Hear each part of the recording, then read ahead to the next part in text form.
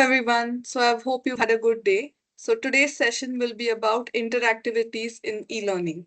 Basically, this means how you interact with the screen instead of passively listening to somebody speaking. So obviously, this is more engaging. But as an ID or as a developer, how do you include different types of interactivities? Let's take a quick look at all of them.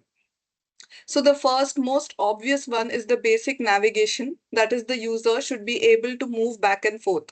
So that this is there at the bottom of the screen. You will see a button which is labeled as next or previous. It basically means that either you move to the previous screen or to the next screen. This is very basic and it is there across all levels of interactivities. So that is why it is called basic navigation. Click to move next or to move back or previous. So after that is a little bit of intermediate interactivities. So one of these is click to reveal. What this means is that you will click on some button which will explain additional or related points to the main topic. Basically, there is some topic which is being discussed on the screen, and you will have buttons on the screen which only on click will reveal information. So what this does is that it does not clutter the entire screen with too much information. Only when the user clicks on something will it reveal itself.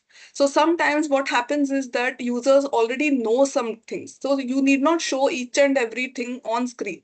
You try and declutter it. So, but if they do want to know, then they click and see it. Next is a hotspot. Hotspot basically means that you will see these small circles or bubbles on screen. As you can see here in the example, the green colored bubbles. And if you click on any of them, it will reveal information. Basically, it is used to either label or identify various components or elements of a picture by clicking on it. So typically, this will not be there on the screen anywhere at all. This is used with the image at the background. If you want to tell what different parts of the image means, then you use a hotspot. It will be there at different points on the image as shown on screen. If you click on it, then it will reveal what that means. So typically, as mentioned, it is used to label or identify different components or elements of a picture. And this is done by clicking. The next one is a rollover. So this is also done for images, but it is a great way to present the names of an element. It is not to reveal a lot of information. Typically, information is little lower in this. Mostly it is used for telling the names or labeling things in a picture. But this is done by moving your cursor over each element. You do not click on anything. So this is a quick way to see what something means. So as you can see on the screen, suppose you have some sort of a big bunch of houses which are there one after the other, and you want to know what each of them stands for, or there are different buildings and you want to quickly locate one. You simply take your cursor across each of them and it will reveal the name of the building. So it's a rollover. You don't click on it, you simply move your cursor and it will show you information. Next is a tab. Tab basically means that you have different tabs on screen. So this can be in two forms as shown on screen. Either it will be horizontal or it will be vertical. Now this is a great way to explain elements related to the same category. What this means is that suppose you are showing some sort of a classification. You want to show it but related to one thing. Suppose, again, I'm taking examples from biology. Suppose you want to tell different types of trees. I'm taking a very vague example, but a generic one. So in that case, now you have to speak about trees only. In that case, you use tabs because you want to tell a lot of information, but again, do not declutter the screen. In that case, you choose tabs. In this, you can include text as well as images and whatever is a best fit. If this is looking better horizontally, then you use the horizontal tab. If it is looking better vertically, then you use the vertical tab. There is no rule per se. So you use whatever fits your visual preference. Next is a timeline. Now, timeline, as told by the name itself, it is there to represent chronological or sequential information. Now, anything that is there across time, if you want to say something historically, or you want to say across time how it has evolved, you want to speak about growth or improvement, you want to tell about evolution, anything to do with time. or to do with sequences, one after the other, how something has improved. Or if you want to tell about machinery, how it was before, now how is it, what are you planning for the future, you can use a timeline. Now for this, you can use two ways to show this information. Either again, it's a click to reveal subtly, a hidden one, or you slide through it. It's a slider bar. So basically, you simply slide your cursor and it will keep revealing itself. Or you simply click, and once you click on it, it will start revealing itself. So this is a hidden click to reveal, but not a lot of information. Remember that, because this is a timeline. You simply have to tell what happened at that particular instance of time. Do not, block the entire screen with information. Keep it to the point and move ahead. Next is a flip card. Now, flip cards are used so that you can display any kind of information that is a description or a representative image.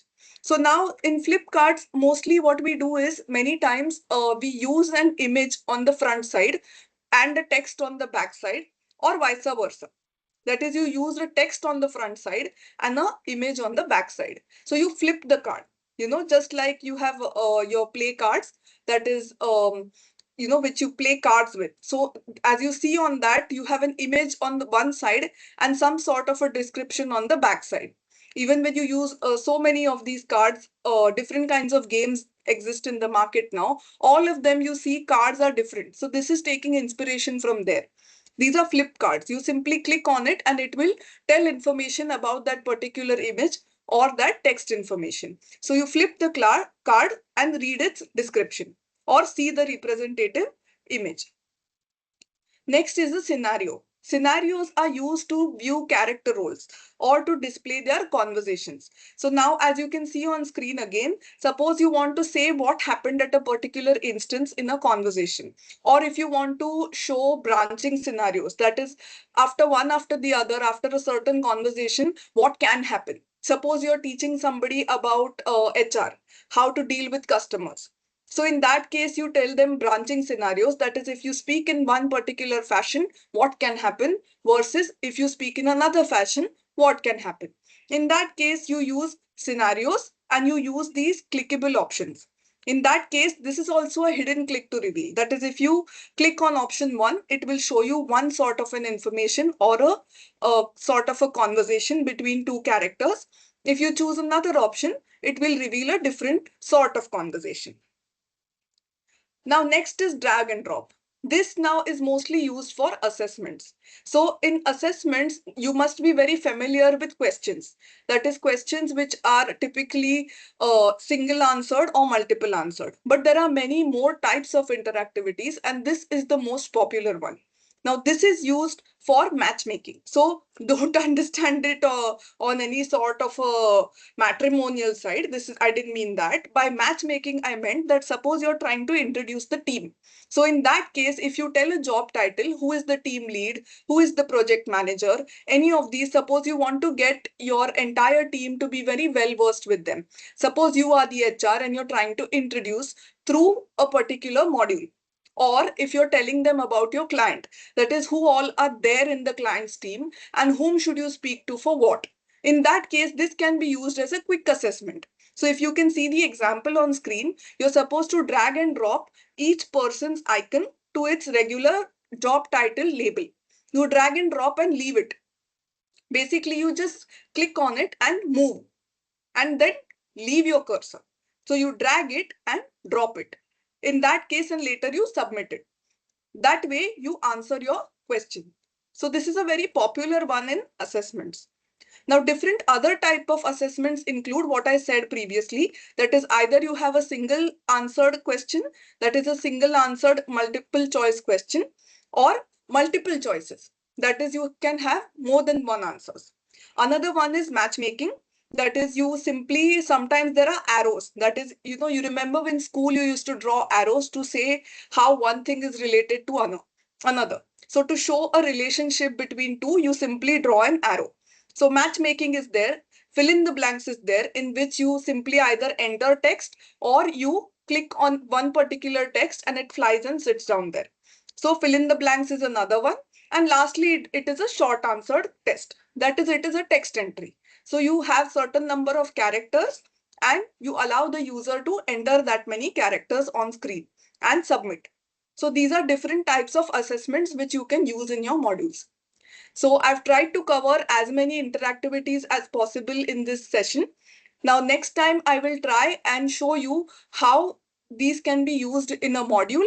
And if you remember, last time we covered different types of content and different types of products and now different types of interactivities. So how you tie all three together and then create a module along with graphics. Of course, you cannot forget your visuals. So how do you tie all of this together when you have a content dump? So right now I'm on the periphery. I'm telling you a lot of information which you should know as an ID. Later on, we will try stitching it together. So if you've liked this session, then please like, share and subscribe to the channel and share it with your friends too who might get help from it. Thank you for listening and have a lovely day.